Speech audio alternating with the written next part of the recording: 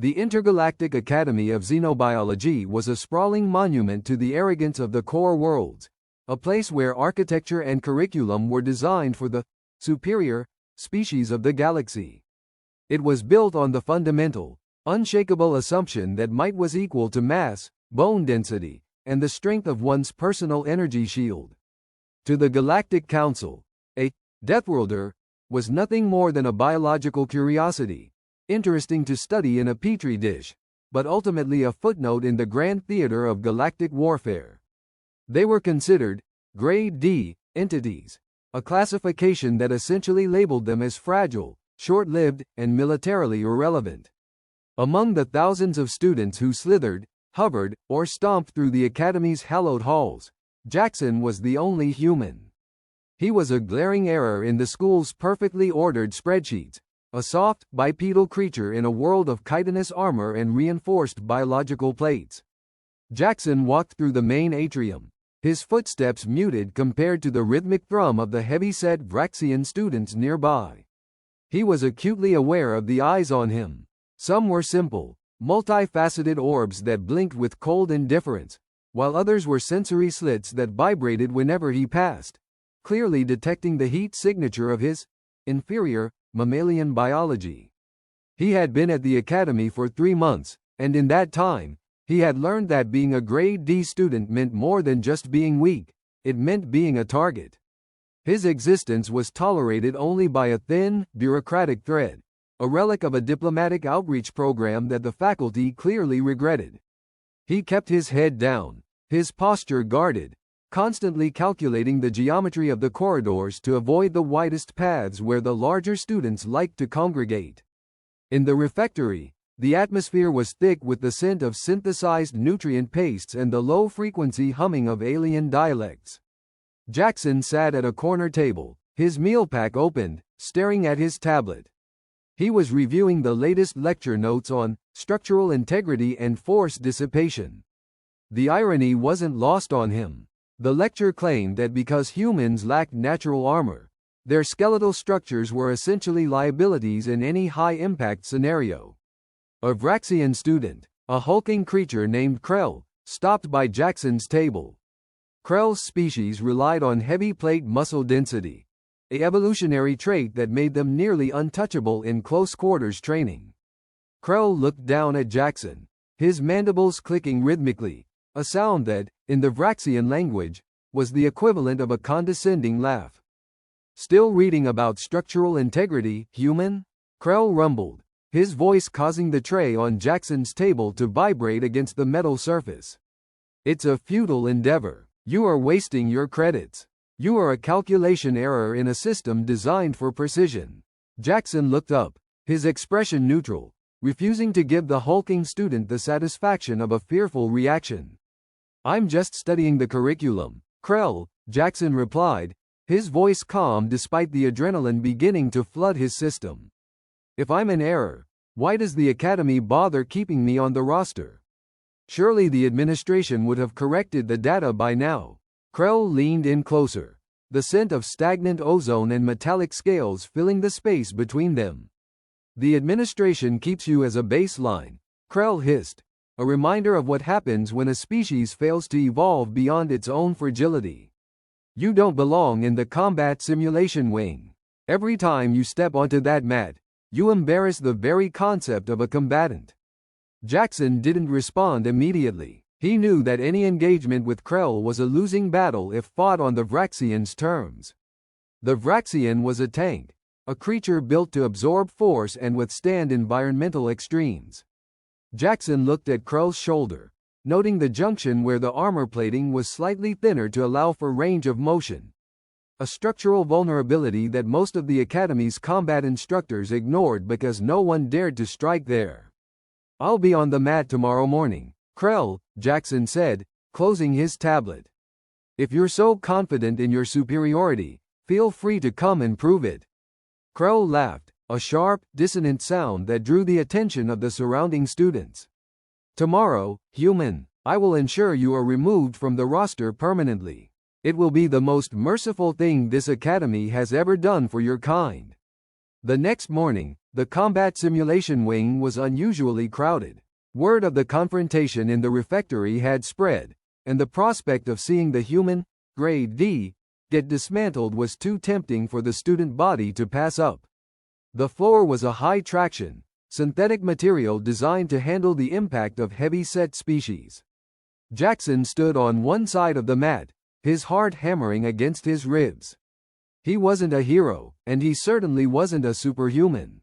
He was a student who had spent his entire life on a high-gravity world, a place that forced him to learn how to move, how to fall, and how to survive.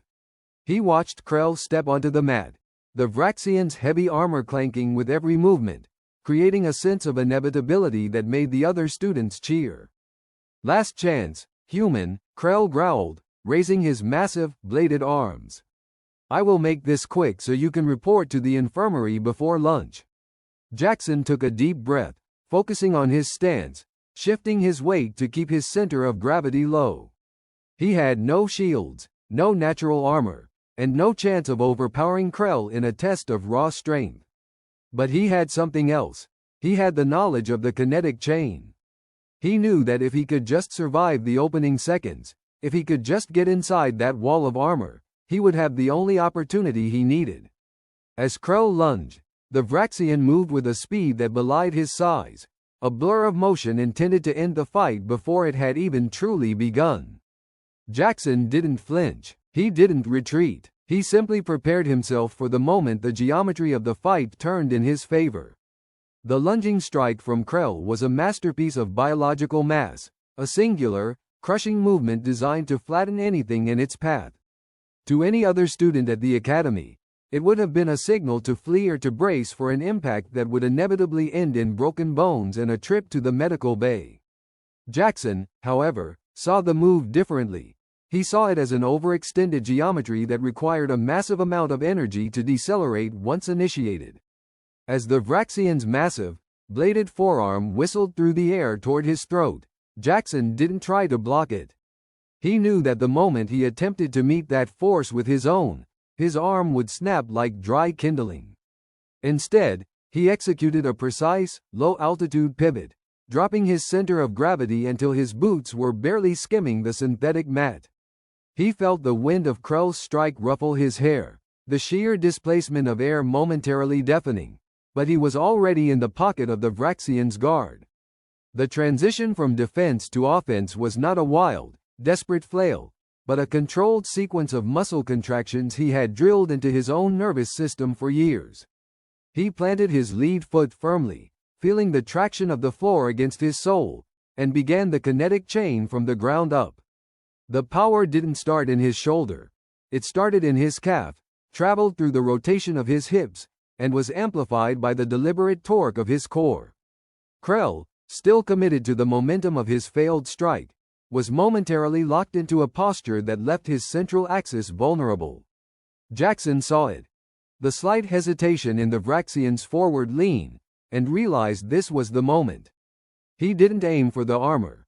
He aimed for the hollow space behind the knee joint, a pressure point he had identified weeks ago while studying the Vraxian skeletal anatomy in the archives. The impact was sharp and decisive, a concentrated burst of kinetic energy that caught Krell completely off guard. There was a distinct, sickening sound, not of breaking bone, but of a hyper-extended joint being forced beyond its limit.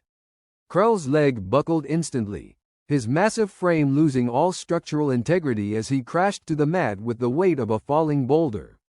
The entire room, which had been filled with jeers and mocking laughter seconds before, fell into a suffocating, unnatural silence.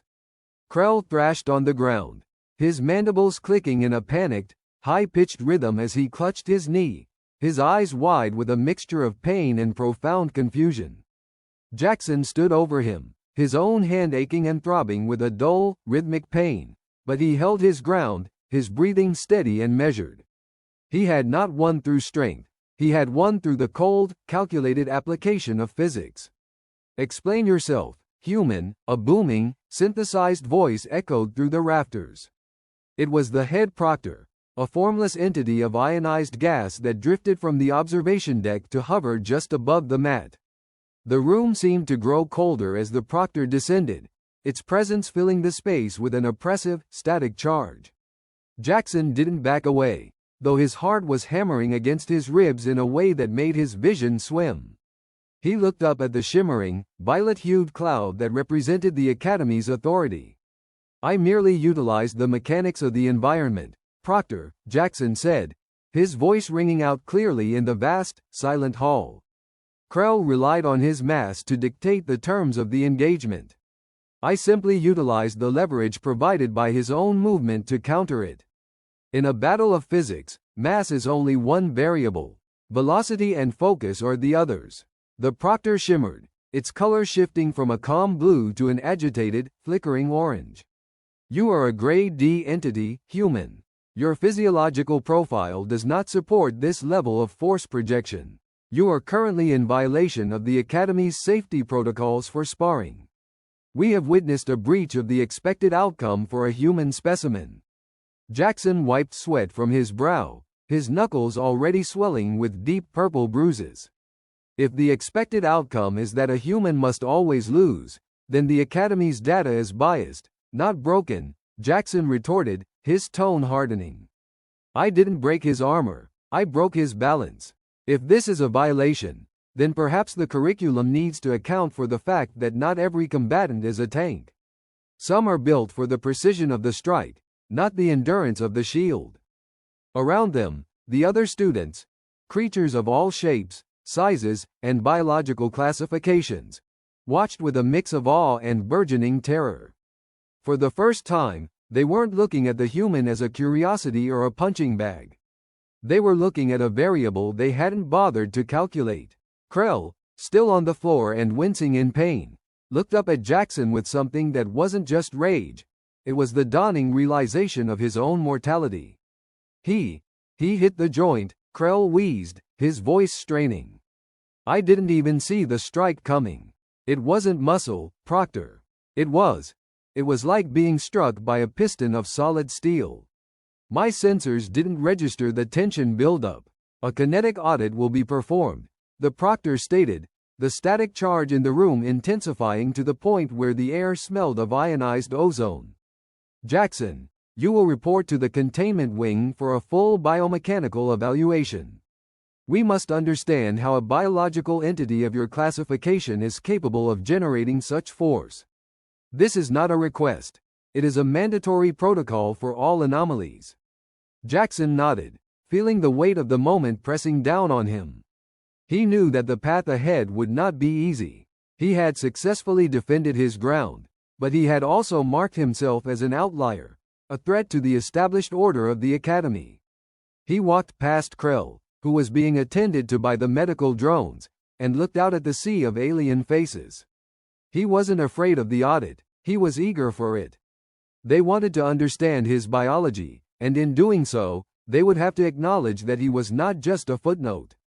He was the catalyst for a fundamental change, and the Academy was about to learn exactly what it meant to underestimate a human. As he walked toward the exit, the whispers started, a low, rhythmic murmuring that moved through the crowd like a wave. The human wasn't just a survivor anymore. He was a problem that the Academy had finally, irrevocably, brought into the light. The journey to the containment wing felt like a slow walk into the belly of a machine that had finally decided to acknowledge a speck of dust in its gears. Jackson moved through the sterile, silver-walled corridors of the Academy's core, flanked by two hovering security sentinels that hummed with a low, dissonant energy. Their presence was a clear signal to everyone they passed. The human was no longer a student to be mocked, but a specimen to be measured. He looked down at his own hand. The knuckles were a tapestry of purple and blue, throbbing in time with his racing heart. He had survived the encounter, but the kinetic audit loomed like a guillotine. He knew the Academy didn't care about justice. They cared about efficiency, and his performance in the ring had introduced an inefficiency into their worldview that they were desperate to resolve. Upon reaching the containment wing, the doors slid open to reveal a room that looked more like an interrogation chamber than a medical facility. The head proctor was already waiting, its form currently solidified into a dense, metallic silhouette that pulsed with a faint, rhythmic light. Surrounding the proctor were various high-ranking faculty members, alien researchers with multi-lensed eyes and intricate sensor arrays mounted on their heads. They didn't greet him. They moved around him like surgeons assessing a carcass, their instruments chirping as they scanned his height, his weight, and the minute tremors in his muscles. "Jackson of Earth," the proctor began, its voice lacking the ambient reverb it had possessed in the simulation wing, sounding now like sharpened glass. "Your demonstration was a statistical impossibility. According to our models, your skeletal density should have reached the point of structural failure long before you could generate the force necessary to incapacitate a Vraxian warrior." Jackson stepped onto the center platform, feeling the cool, pressurized air of the scanner wash over him. "You're looking at the wrong variables," Jackson replied, keeping his voice steady despite the overwhelming pressure of the room.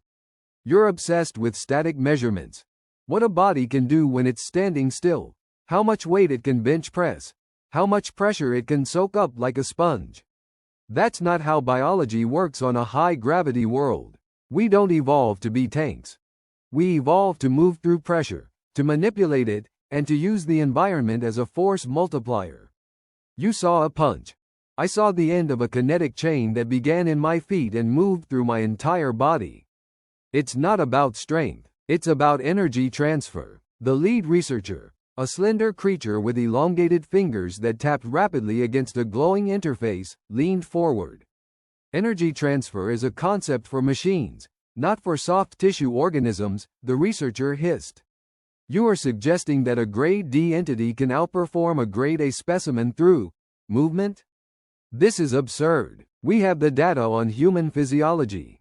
Your muscles are inefficient, your healing time is agonizingly slow, and your vulnerability to environmental variance is legendary. How could such a creature even survive its own planet?"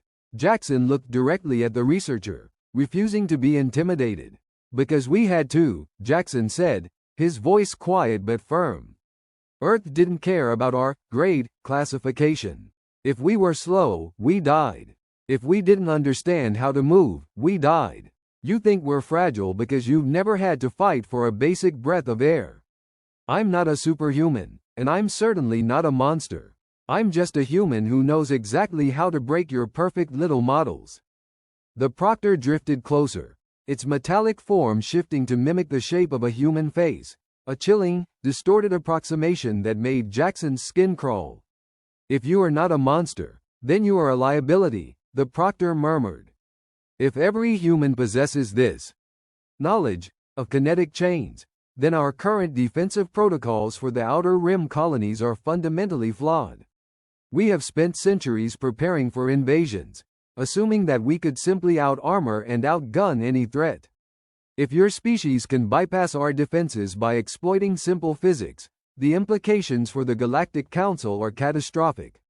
Jackson felt a cold spike of realization. They weren't just curious, they were terrified. They were realizing that their entire military doctrine, built on the assumption of their own biological supremacy, was vulnerable to a species they had relegated to the scrap heap of their archives.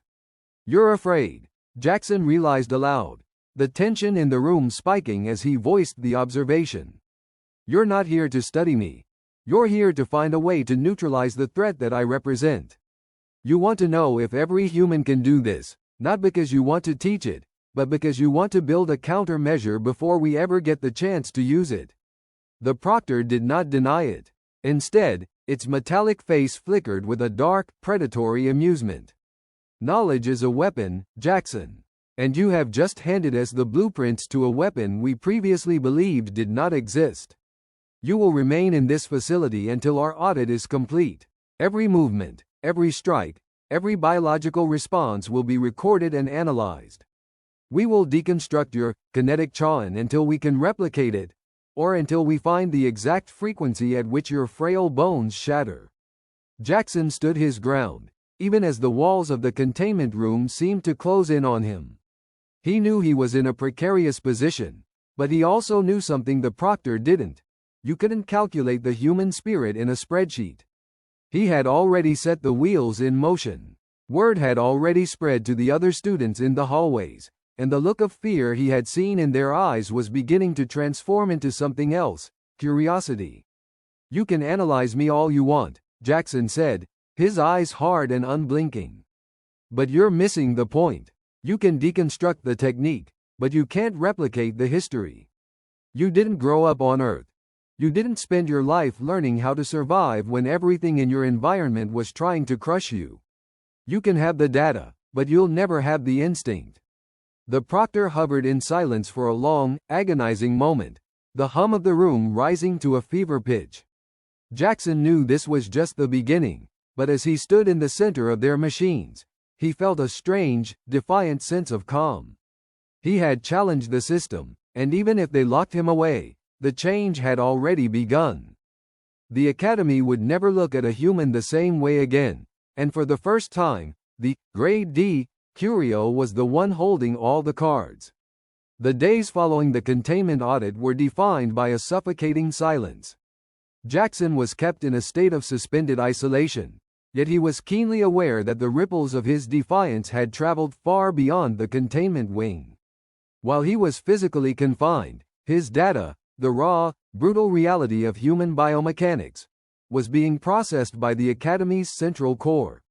Every evening, when the bioluminescent lights of the facility dimmed to a low, rhythmic pulse, Jackson could hear the distant, frantic vibrations of the Academy's machinery as it attempted to map his movements. Yet, despite the isolation, a change was taking place in the corridors. He could feel it through the ventilation shafts, a shift in the social pulse of the Academy. The usual bravado of the high-ranking species had dampened, replaced by a nervous, whispering caution. The Grade D Curio was no longer an object of pity. He was the center of a gravity well that was pulling the entire school's hierarchy into disarray. On the 5th day of his confinement, the heavy reinforced doors of the chamber hissed open, but it wasn't the head proctor that entered. It was a group of students, representatives from some of the most overlooked, lower-grade species in the Academy. There was a fragile, spindly insectoid from the moons of Xylos, a squat, rock-skinned quadruped from a high-gravity asteroid belt, and a tall, slender aquatic being who moved with a grace that seemed out of place in the Academy's brutalist architecture.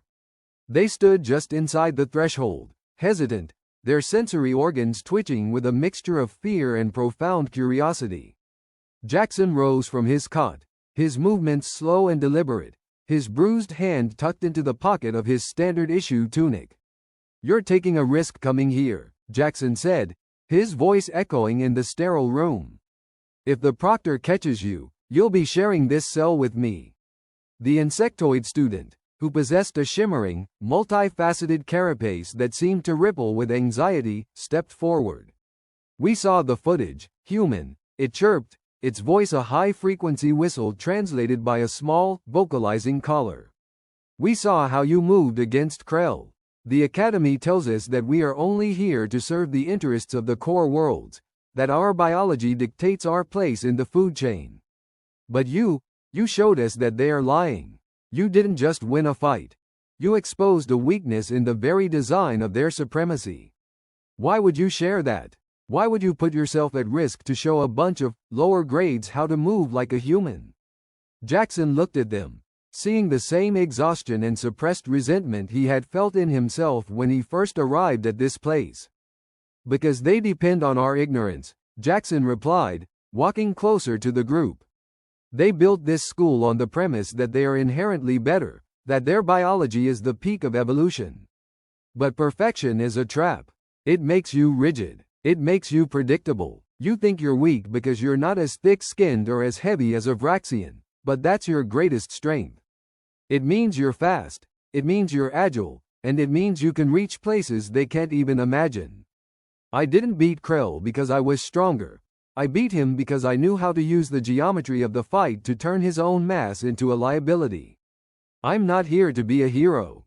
I'm here to teach you how to stop being victims." The aquatic student, whose skin glistened with a bioluminescent sheen, leaned in, its eyes wide. "They call it mechanical advantage, don't they? The instructors. They are already trying to scrub the logs of your fight. They are trying to pass it off as a lucky strike or a biological glitch. They are terrified that if we start thinking like you, the entire social order will collapse. Can you really teach us how to do what you did? Can you teach a creature like me, who can barely lift its own weight, how to stand against someone like Krell? Jackson felt a surge of grim determination. He knew he was being monitored, that every word was being logged by the Academy's surveillance, but he no longer cared. The truth was out, and the fear was already spreading through the ranks of the elite. It's not about lifting weights, Jackson said, his eyes scanning the room to ensure they were momentarily shielded from the main sensors. It's about understanding the kinetic chain. Every organism has a structural weakness, a pivot point where their center of gravity is exposed. You don't need to be strong to break a leg. You just need to apply enough force to the right angle at the right velocity.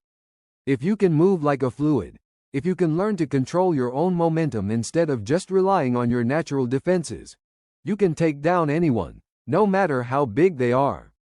But it requires discipline. It requires you to stop viewing yourself as a lower grade specimen and start viewing yourself as an agent of physics.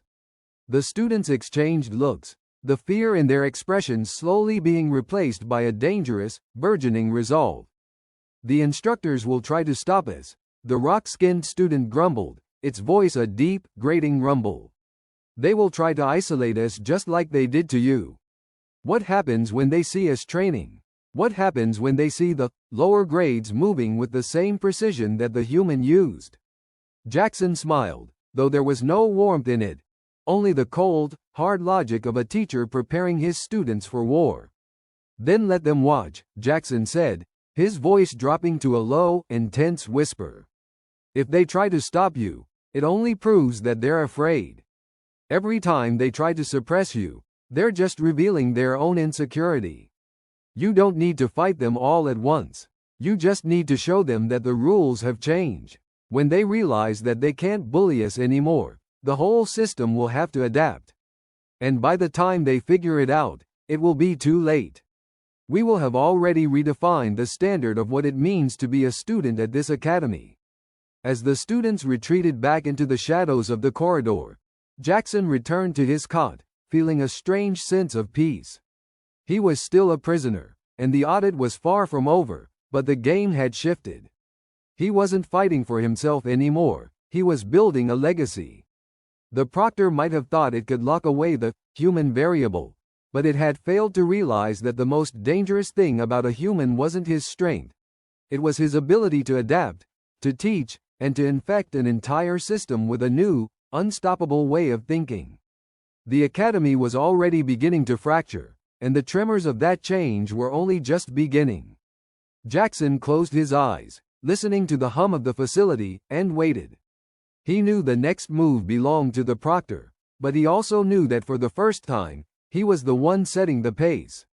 The days leading up to the final combat trials were filled with a frantic, subterranean energy that the faculty seemed increasingly unable to suppress. Jackson remained in a state of semi-isolation, but the containment wing had effectively become a command center for the change he had ignited. Through the network of lower-grade students he had mentored, he received constant updates on the shifting mood of the academy. It was no longer just about the techniques, it was about a fundamental shift in perception. Students who had once walked with their heads bowed were now moving with a newfound sense of purpose, their gait more efficient, their awareness sharper.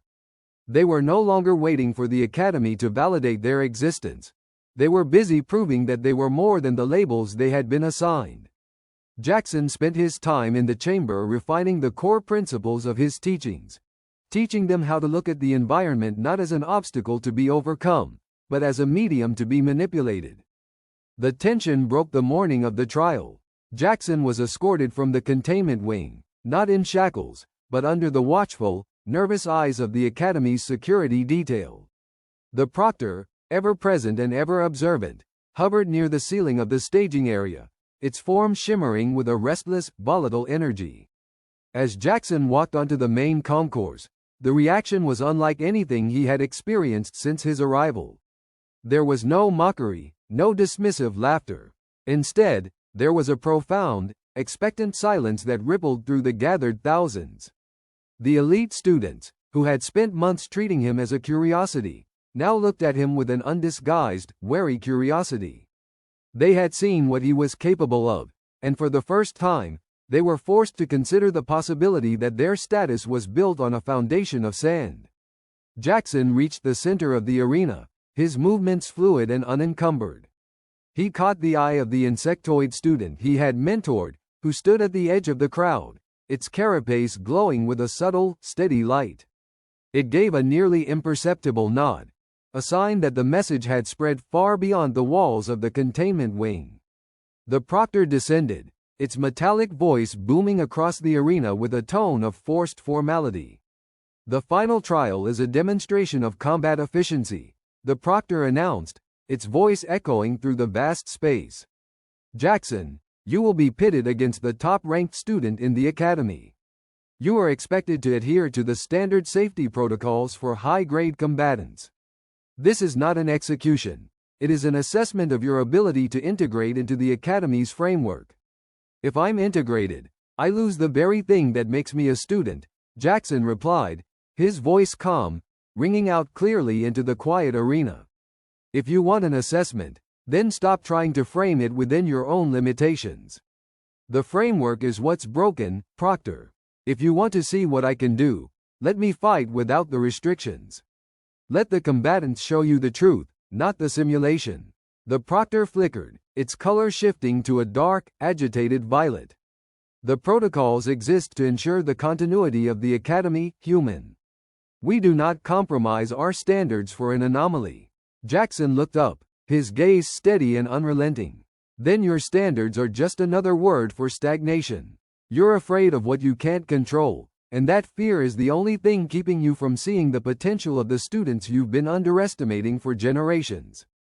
The arena erupted in a low, rumbling murmur, a sound of collective realization that resonated through the floorboards. The students had heard the challenge, and for the first time, they were seeing the struggle for what it really was. Jackson wasn't fighting for a win. He was fighting for the right to be seen as more than a grade D curiosity. He took his place on the mat, his focus narrowing until the only things that existed were his breathing, the texture of the floor, and the looming presence of the champion standing opposite him. This was it. The culmination of everything he had learned, every lesson he had passed on, and every moment of resistance he had endured. He didn't know if he would survive the next hour, but he knew that regardless of the outcome, the academy would never be the same. "You speak as if you've already won," the champion, a massive, reptilian creature with scales that shimmered like polished obsidian, hissed, its tail lashing against the ground with a rhythmic, percussive sound. "You've gained a few followers, human, but you're still just one entity against an entire system. You think you've changed the game, but you've only managed to alienate yourself further. When this is over, and I have dismantled your kinetic chains in front of the entire faculty, you will be nothing more than a memory, a cautionary tale of what happens when a student forgets their place." Jackson didn't blink. He felt the cold, hard logic of the fight settling into his bones, a sense of clarity that silenced the doubt in his mind. "If I'm a cautionary tale, then it's one you're clearly terrified of," Jackson replied, his posture shifting into the low, balanced stance he had perfected on the high-gravity planes of his home world. "You're talking so much because you know you're the one who's actually at risk. If you win, you've only proven that you're better at following the rules. But if I win, even just by forcing you to struggle, I've proven that the rules themselves are a lie. And that's a truth you can't unsee once you've witnessed it." The reptilian champion let out a jagged, hiss-filled laugh, its eyes narrowing as it prepared to launch its assault. The proctor signaled the start, and for a fleeting, suspended moment, the entire academy held its breath. The silence was absolute, a void waiting to be filled by the collision of two fundamentally different realities. Jackson felt the world slow down, the geometry of the arena becoming clear, the movement of the champion's muscles telegraphing the strike before it even began. He wasn't just fighting a student, he was fighting the entire, calcified history of the institution. He took a deep, steadying breath, his heart rate dropping, his mind sharpening into a singular point of focus. This was the moment where the human variable would either be extinguished or proven to be the most important discovery the Academy had ever made. He didn't know what was coming, but he was ready. He had trained, he had taught, and he had learned. Now, it was time to show them exactly what a human could do when they finally stopped playing by the rules. The champion lunged, a blur of shadow and obsidian, and for the first time, Jackson didn't retreat. He stepped directly into the center of the storm. The day of the final Academy trial arrived with a tension that felt physical, thick enough to distort the very air of the arena. The grand amphitheater was packed to capacity, a sea of multifaceted eyes, sensory slits, and bioluminescent membranes, all fixed on the center of the mat where Jackson stood alone. He was no longer the isolated, grade D, curio. He was a focal point of a burgeoning revolution. A man who had forced the galaxy's most prestigious institution to confront the reality of its own fragility. The head proctor hovered above, a shimmering, restless cloud of ionized gas that projected a sense of cold, clinical detachment, though the flickering orange hues within its form betrayed a deep, underlying anxiety. Jackson felt the weight of 1,000 gazes, but he didn't falter, his posture relaxed, his breathing rhythmic and controlled, his mind clear of the noise that had plagued him since his arrival. His opponent was a high-ranking combatant, a crystalline entity from the core worlds whose body was composed of a nearly impenetrable, diamond-hard lattice. It was the antithesis of the human form, massive, unyielding, and biologically optimized for durability. The crystalline entity took its position with a slow, deliberate grace, its surface reflecting the harsh glare of the arena lights like 1,000 tiny mirrors. "You have caused quite a disruption, human," the entity chimed, its voice a melodic, resonant vibration that echoed through the amphitheater. "The faculty speaks of you in hushed tones, as if you were a contagion rather than a student. They fear the human variable. They fear that if they allow you to remain, the very foundation of the Academy's hierarchy will dissolve into chaos. But they are mistaken. You are not a revolution. You are a temporary anomaly, and anomalies are always corrected." Jackson smiled, a small, grim expression that reached his eyes but held no warmth. "If I'm an anomaly, then why are you shaking?" Jackson replied, his voice calm and steady, projecting clearly to the silent audience. "You've spent days studying my fights, watching the recordings, and analyzing the kinetic chains I taught the other students. You think you've mapped me out, that you've found the countermeasure to everything I can do. But you're still looking at the surface. You're still trying to solve a living, breathing problem with static equations. You can copy the technique, but you can't replicate the history that made it necessary. You're not fighting a variable today. You're fighting the reality of a species that was forged in a crucible you can't even imagine." The crystalline entity lunged, moving with a surprising, fluid speed that demonstrated just how much the Academy had learned from its analysis of his previous matches. It didn't lead with a heavy, telegraphed blow. It moved in short, defensive bursts, keeping its center of gravity protected, guarding its joints with a precision that bordered on the mechanical. Jackson retreated, his eyes locked onto the entity's movements, his brain working faster than the processors in the proctor's monitoring arrays. He realized immediately that they had indeed learned. They were playing a game of attrition, waiting for him to make a mistake, waiting for him to overextend himself so they could crush him under the weight of their own biological superiority. He wasn't going to give them that satisfaction. He began to weave through the space, not moving to attack, but moving to dictate the rhythm of the engagement, forcing the crystalline entity to expend its energy in a dance of its own making.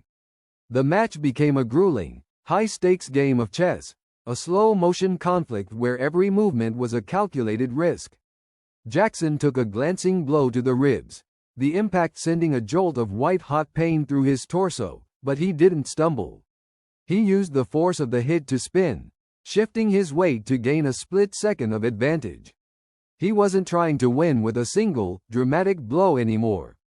He was dismantling his opponent, piece by piece, baiting it into positions where its own rigid structure became a hindrance rather than an asset. The audience was in a trance, watching as the Grade D human pushed the crystalline titan to its absolute limit, turning every one of its strengths into a liability. The Proctor's shimmer intensified, its color shifting rapidly as it struggled to maintain the narrative that this was an impossible outcome, but the evidence was right there on the mat. "You're fighting yourself," Jackson shouted over the rising hum of the arena, his voice raw but defiant as he ducked under a sweeping, razor-sharp limb. "You're so focused on stopping me that you've forgotten how to fight for yourself. You're not a combatant. You're a mirror of the Academy's fear." He saw the shift in the crystalline entity's movements. A momentary flicker of hesitation, a crack in the perfect, diamond-hard surface of its confidence. That was the opening. Jackson didn't hesitate. He surged forward, not with a punch, but with a full-body commitment to his own momentum, slamming into the entity's side at a precise, structural junction he had identified in the seconds leading up to the final exchange. The impact resonated through the amphitheater, a sound like glass shattering in a vacuum, as the crystalline entity buckled and crashed to the floor, its lattice structure compromised. The silence that followed was total, absolute, and profoundly heavy. Jackson stood over the fallen titan, gasping for air, his body aching, his vision swimming with the effort of the encounter. He hadn't just won a fight. He had shattered the illusion that the Academy held over its students. The Proctor descended, its metallic form now muted, its presence no longer oppressive, but merely observant. "The audit is concluded," the Proctor announced, its voice devoid of its earlier, predatory edge. "The human variable has been reconciled. You have demonstrated that biological potential is not defined by classification, but by the application of intent. The Academy will recognize your contribution to the curriculum, effective immediately." Jackson looked up at the sea of faces, seeing not just the lower grades who had started to believe, but the elite who were now forced to reckon with a world that was far more complex than their charts and spreadsheets had ever suggested. He had changed the Academy, not by becoming its master, but by forcing it to evolve, to accept that even the most fragile-looking creature could be the most dangerous thing in the room if they truly understood the mechanics of their own existence. As he walked off the mat, the silence broke, not with jeers or mocking whispers, but with a slow, growing murmur of acknowledgement that spread through the crowd like a wildfire.